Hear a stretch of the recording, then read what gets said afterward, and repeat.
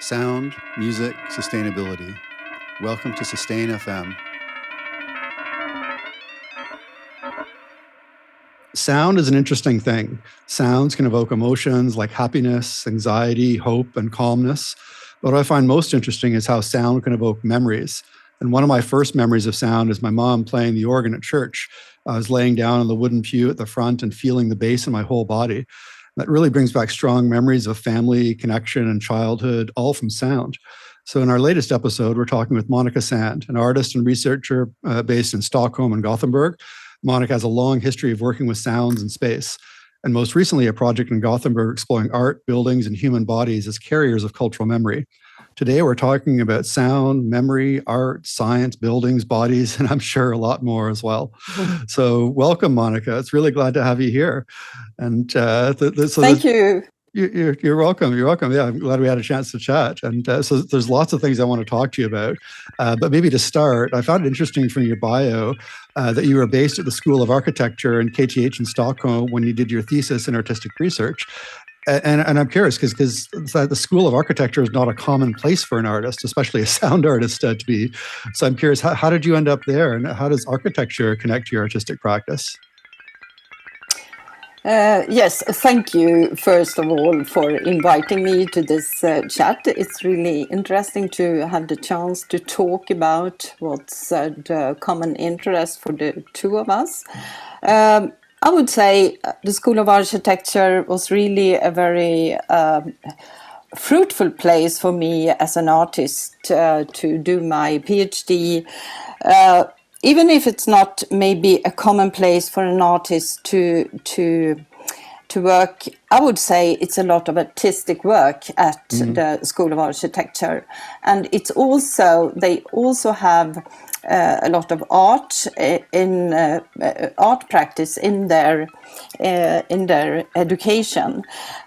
So for me, that was really a very good place, because in Stockholm at that time there was no artistic research possibilities for artists. So I actually went to the School of Architecture because for me the public space is actually my topic, and I seldom call myself a sound artist, even if sound is important as one dimension of the multisensorial experiences of public space. And what I found really fruitful at the School of Architecture was that I realized in a very practical way that architects are working in scale, and as an artist I was always working in the scale 1-to-1, while the students, I also was part of a group that were actually discussing the students' projects and so on. So I saw them work with projects in scale 1-to-20, 1-to-50, 1-to-100. And I was curious because I couldn't realize how the body was actually coming into the architecture. You cannot shrink yourself into another scale. Right. So I always introduced myself to the students and my courses, because I had a lot of elective courses in walking and mapping and so on. And I was always saying in my courses we are working in scale 1-to-1 because we need to use the body. So that was a perfect place actually to realize the differences and the similarities between an architect working with buildings and public spaces and me as an artist.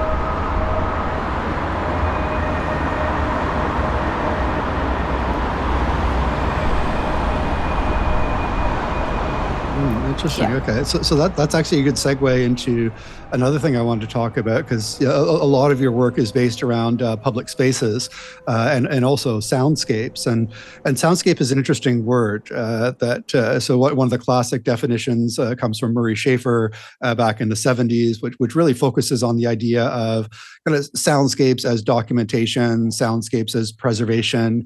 But it seems to me like you're extending or even challenging that definition. So I'm curious, what does soundscape mean to you in your work?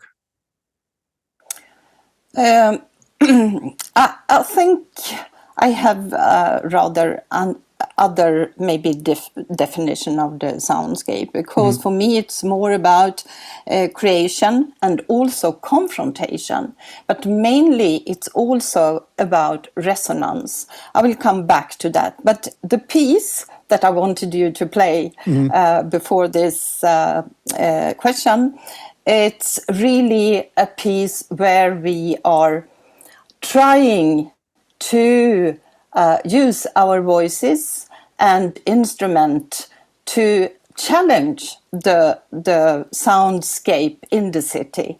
It's not that we are there to document, but I do that as well. I document a lot of different soundscapes, if to say. But in this specific piece, we are actually, it's the week before the general election some years ago in Sweden.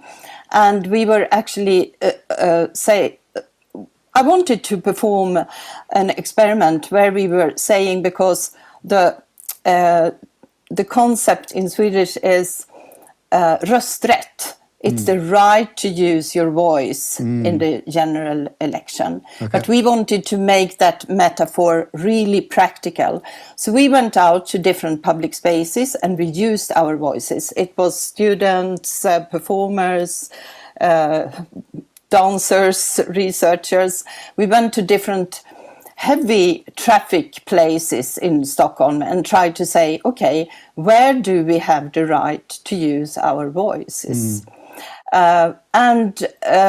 It's very interesting in this piece, because the instrument we are using, and you can hear one voice with a very high pitch. It's a woman that is kular. She's using kuling. It's a very old tradition in Sweden. You kulade with a very high pitch to actually reach your cows that were out on the fields, and they were supposed to come home. Right. And the other instrument you can hear is a cohorn. So we actually used those traditional instruments and voices to reach the cows on very long distances. But in the city, it was a very short distance, because we couldn't, it was only the cohorn who could compete with the trains and the metro and the heavy traffic we met. So it was a quite hard experiment to do, because we thought, okay, we don't have the right to use our voices in the public. So that was a kind of confrontative project. But in a way, I think resonance is a very political concept for me, because resonance is really to say something about being able to respond to the urban situation. And we have it in the concept of resonable. To be resonable is to actually be able to respond. It means that responsibility is not an individual effort, it's a collective and a relational effort. If you are not able to respond as a citizen to anything in your society except being, for example, a consumer, you are not able to be responsible either. So resonance is really It's a concept beyond sonic terms. It's an active response to and dialogue with the public space. And resonance occurs in time as the immaterial, continuous expression of daily lives. And so there we also have movements and rhythm of social content and meaning. Yeah, so it's a constant ongoing communication that I worked a lot together with the sound artist Ricardo Atienza. He's a Spanish French. You met him once, and we have worked a lot with the concept of resonance. Right. And that's fascinating. And to me, it also kind of connects back to what you were talking about, the scale as well, thinking about geographical scale and urban scales versus being in the mountains. And the resonance is a fascinating metaphor, certainly with working with sound and in spaces too, which kind of reminds me of, I was really fascinated by a piece that you did, the forest improvisations in the Uppsala Cathedral, for a couple of reasons. One, because those kind of cathedral church spaces just have an amazing natural resonance and reverb and kind of sound. But I was also fascinated by, in that piece, how you're approaching the idea of public interaction, because I think maybe sort of a traditional way of approaching that is the public interacts where they make sounds or something like that. But in this piece, it was more about the movement and the placement of the bodies in space. Can you talk a little bit maybe that piece, and also curious of why you feel that's important, like that thread of the public being connected to your work seems to be a thread that runs through a lot of your work. So I'm curious what's driving that. Yes, I think the public is very important in nearly everything I have made together with other people, because I really want to emphasize first, before I go into this specific project, the forest improvisation, because I'm always working in collectives, always with collective experiments and performances. And it's very important to say it's not me who are saying what people are supposed to do. It's more like I invite people, I invite researchers, artists, students, people who are interested to perform together with us, to actually create their own question to a specific place. So we have worked in the metro, we have made tours in the metro, and we have made a lot of different, we have gone to bomb shelters, to parking houses, beyond the center, and also made pieces where the audience is really active, producing sound and so on. So that was also the part of, in the Uppsala Cathedral, we invited school classes to actually perform together with us and to do things, to try out the space in the cathedral in different ways. So for me, it's more like a method, a collective method, where I invite people, or we, because I have always worked together with other people and mainly with Ricardo in several years. We invite people, and also for an international conference, we invited people to actually, what kind of questions do you want to pose to those specific spaces, or to do this metro tour, or any place? And then they could come up with a suggestion themselves. But the rule was that everyone in the team performed together. So if I invited you, Steve, and you had a proposal, then the proposal should be able to perform together with the rest of the team. So you are not alone in the performance, because you can be quite brave in the public if you are a team. And the public is a collective space. You are never there as an individual, or very seldom. You are part of cultural and social and natural rhythms all the time.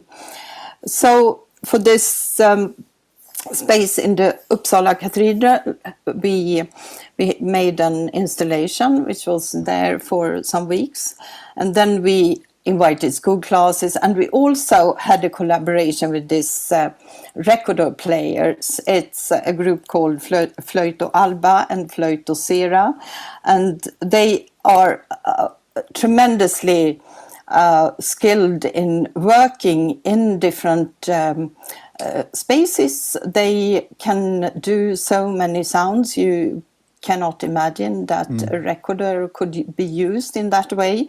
So actually, in that space, they were walking around in the whole space, So do you mean the creating. performers were walking around? Yes, they Okay. were walking around. So that was also the case with the audience. They could pass by, they could be part of the walking of some of the recorder players. So they were actually performing, they were playing. And if you listen to the sound, it's really a forest improvisation. You can imagine the wind and the animals and whatever. But it was a moving performance, and the audience was also moving together with the recorder players. And it's a quite large church. It was filling the space really, and several people, we repeated this piece 2 or 3 times during the day. People were staying. They really wanted to listen to this piece and walking around in the forest together. It was really impressive. We have made a lot of improvisations together with that group, creating different kind of ambiances and spatial situations. Okay, Yeah. that's amazing. So why don't we take a listen to that, and people can get a feel for what you're talking about.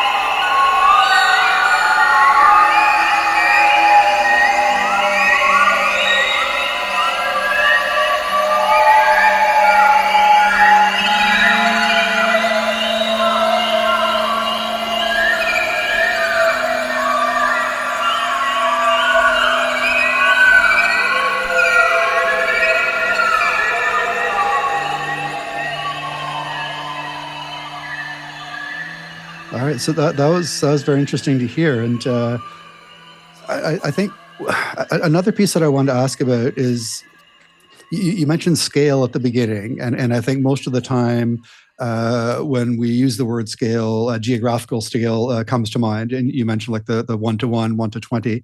But I think the other thing that comes to mind for me is thinking about time scale, and I want to sort of start talking a little bit about your thoughts of time, because one of the things that really strikes me about your work is the connection to both what's happening now, but also the connection to past and to memory. And one of the pieces that you shared with me, elegy, literally translates to grief, or sometimes translates to lament for the dead. So I'm curious, how does memory inform your work? Are you trying to evoke memories through your work, or is it more that the work is informed through memory, or a bit of both? Um, since I'm not an historian, I think what's really interesting is that I regard the city as an archive. You know, every step you take in a city, you take it on historical ground. It's very seldom you just walk in the present. Right. But you also walk in the memory of the futures, or maybe you could say the ruins of the futures, because there is a lot of building going on in nearly every large contemporary city today. It's a lot of regenerational efforts to make the city constantly new and constantly modern, which will also, of course, influence the memory. But I'm also talking about the memory of the future.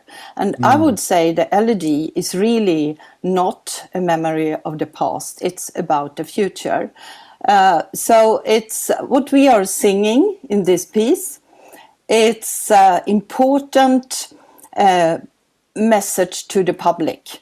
So every Monday, if you are in Gothenburg, one Monday in the beginning of the month, at 3 o'clock, this piece will be played all over the city, in nearly every city in Sweden. It's the important message about a coming, in case of war or in case of a pollution accident, this sound will be heard all over the city. And I have just, during my lifetime, this sound was actually coming up not Monday at 3 o'clock. And people were actually like, this was really so scary. But that was a mistake. I don't know how it came about. I don't remember, but it was some years ago. But if you hear this sound, it's really a memory of the future. Now we have a very close war in Europe. We also have a very present war in Palestine. So this memory has come through in different ways, but not in Sweden at the moment. But now we are part of NATO, and you know all this. So actually, this piece, we were trying to sing it, and it was Sara Franceschi. She's a singer and an actor and a sound artist. She was proposing this for a pod we were producing in different places in the city, living live urban radio. So this was her proposal to actually sing this future memory. And that's why I sent it to you, because now this memory has become more actual, even in a Swedish context.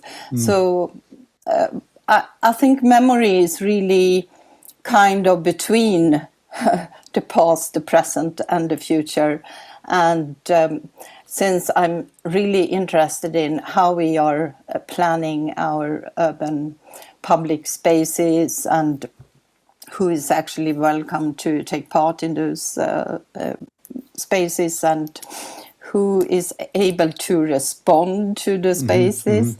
I think it's very interesting to actually talk also about not only the city as an archive, but the body as an archive as well, because we store our routines and the social, cultural, natural rhythm in our bodies. It's not an individual memory either. It's performed in relation to a specific society. Right, right. Well, let's come back and talk, because definitely want to talk about more about that idea of collective memory and this idea of memories between the past, present, and future. But before we do that, let's play an excerpt from Elegy so people can hear that.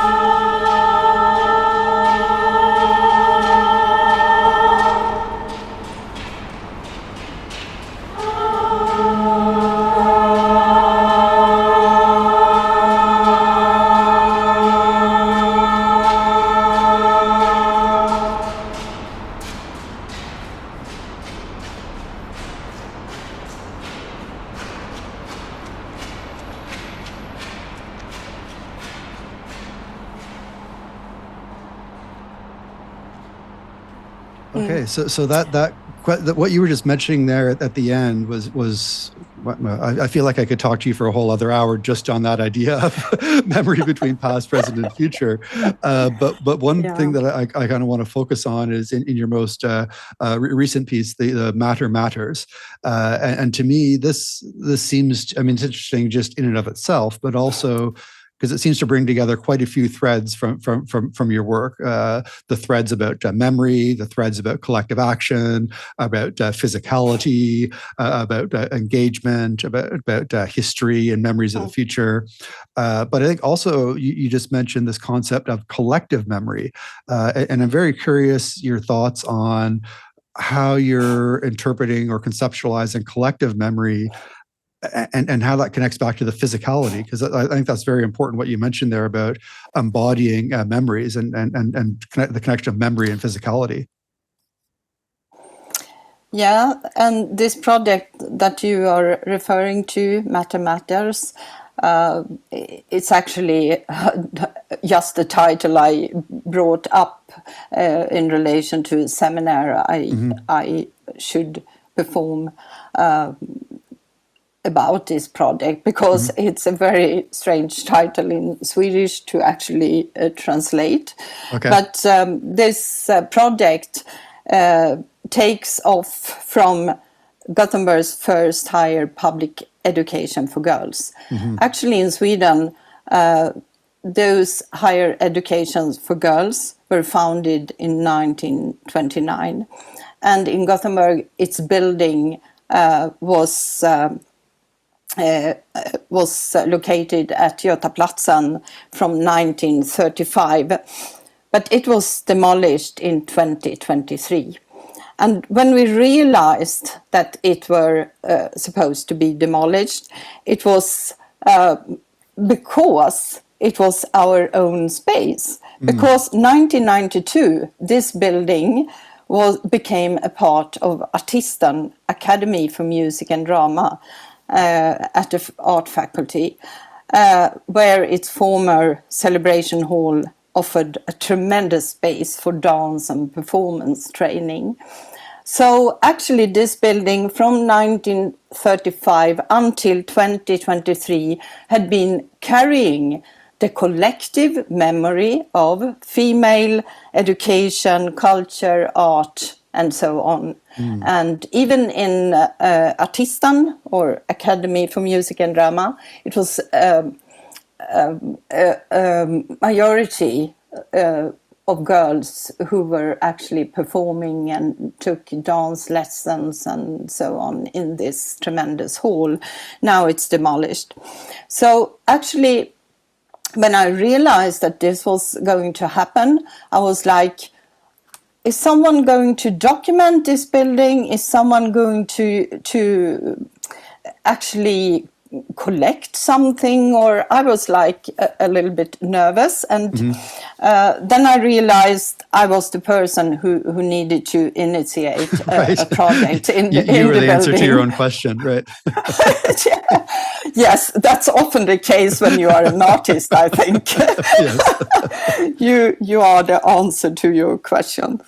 But in line with my methods, I invited a lot of artists, researchers, students, colleagues, musicians, performers, to actually perform this together with me and actually I initiated 2 public memorial days before the building, just a few weeks before the demolition.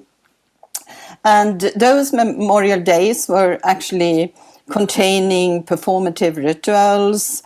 It started off with a common procession from Götaplatsen to the building, and a recreation of a historical dance, new site-specific choreographies and music, and exhibitions of collected objects, archival materials, and newly taken art photographies.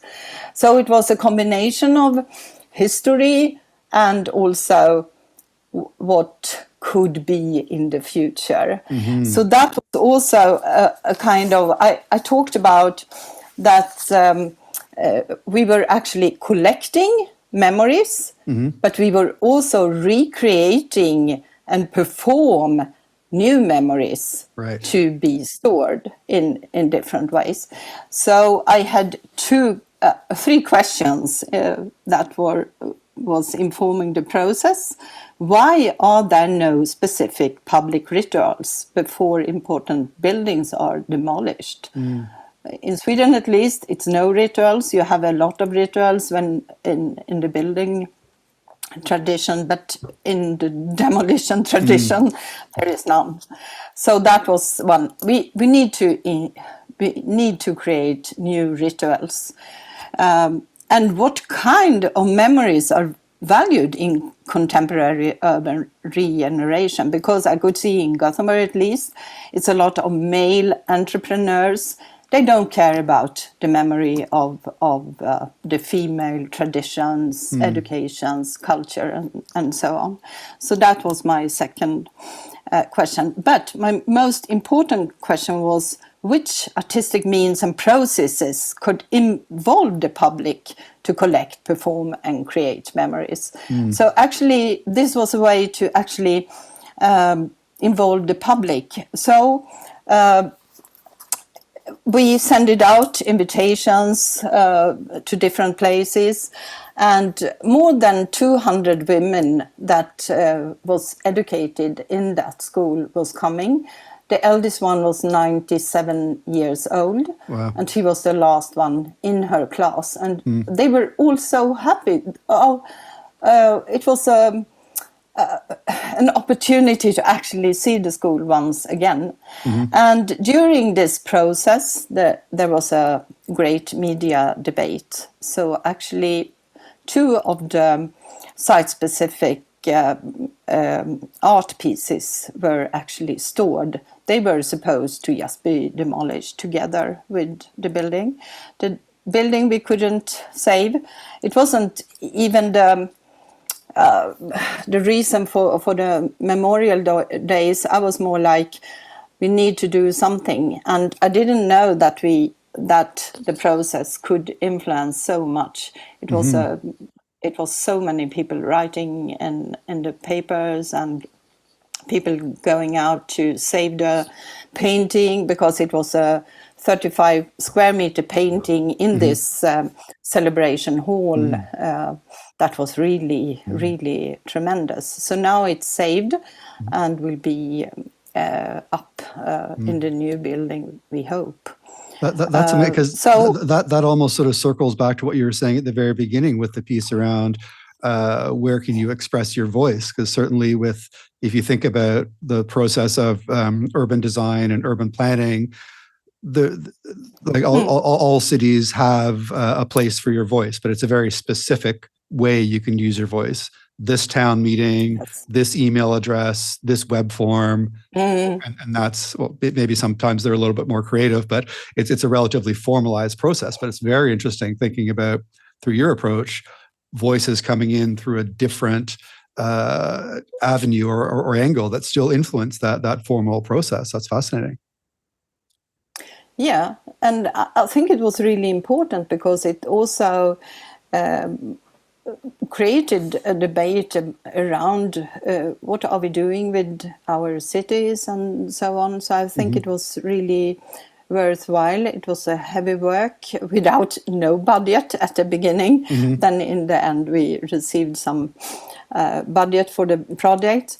And also in this case we also used documentation. There was one of the then master student. She is a sound artist and composer, Luisa Palmi, and she made a documentation because I started to record sounds in the building, and then she was approaching me and she said, I really want to make a piece which is just a kind of documentation, me walking around in the building, listening to all those specific sounds that was actually creating her education, because there you can hear in her pieces, you can hear rehearsals from different rooms competing with each other. Mm-hmm. And yeah, it was a very specific sound environment. So there we are more like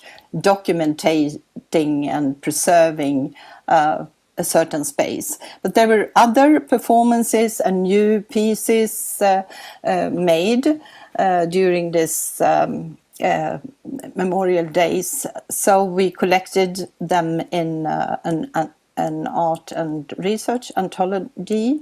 It's about 20 articles, but there is also a web page which I hope we can link to, Yes, because definitely. there you can see some more. You can also reach the sound archive, you can reach some of the performances.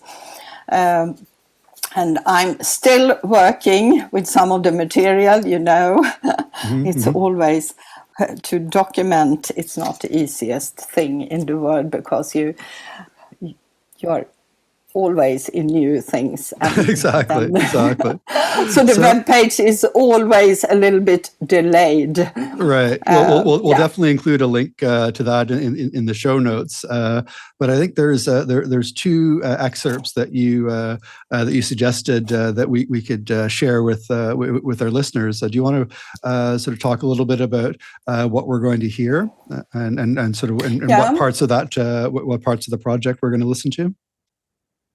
Yeah, in this case, I choose two pieces from Mm-hmm. Louisa Palmi's sound archive, and in the first piece, you can hear her walking through the building, up the stairs, and so on. And everyone who has been in the building will feel, yeah, you have a sense of the space. Mm-hmm. That's interesting with sound as well. I think we are very, very good at distinguish dimensions by sound. We have made a lot of experiment with students, and also lots of performances where we have recording, for example, sound when you walk in the rain, when you walk in snow. You can also distinguish the grades, if it's minus, if it's a very cold day. Mm-hmm. Mm-hmm. You can also distinguish that by the steps. So that's interesting as well. We are very good listeners if we are listening, but in our culture we are more supposed to using our visions and Mm-hmm. eyes Mm-hmm. and perspectives and so on. So I think it's important to also talk about what sound can actually do for us, in both recording, preservation, but also in sound art in Mm-hmm. different ways. The quality of sound, because often in urban planning you talk about decibel. Mm-hmm. That's Yeah, not the sound quality. is It's noise, something to just, be controlled. Yeah. yeah, and that's so boring. I rather would like to talk about the quality of sound and how we Mm-hmm. can actually also respond to different areas of with our voices and so Mm-hmm. on. Because if you cannot nearly talk in to each other in different areas, why is it like that? Mm-hmm. So that's a lot of political questions in Mm-hmm. those pieces as well. The second one is more like we are walking outside the rehearsal rooms, and we can hear several people rehearse different pieces, and that was also very typical for the Academy of Music and Drama. Yeah, so it's a kind of, this is really a memory of the past, but I think I wanted to give a sense of those different aspects of my kind of working with sound. It can be about the past, but it's not an historical project. It's also the memory of the future that is even more important, of course. Mm-hmm. Great. Well, thanks. I mean, I think that's a perfect place to wrap up. thank you so much for taking the time to chat today. I really enjoyed that conversation. And as I said, I could have easily talked for another couple of hours. Thank you very much for taking the time.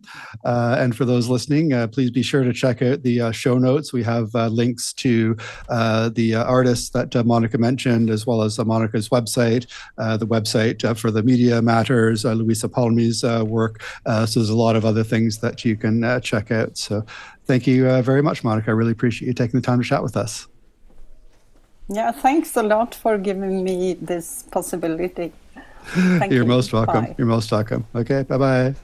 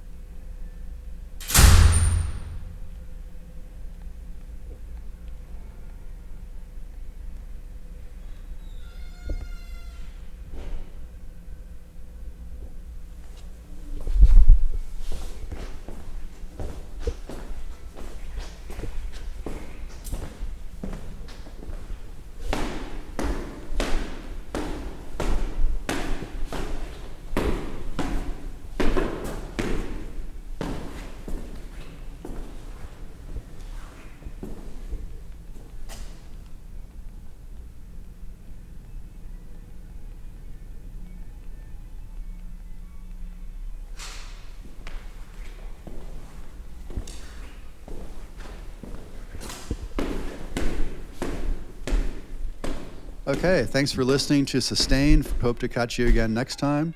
Be sure to sign up for our email list on our website, sustain.fm. Follow our Instagram, also sustain.fm, and get more info on the radio show, in-person events in different cities, live streams, and more. All right, until next time, see you on the dance floor.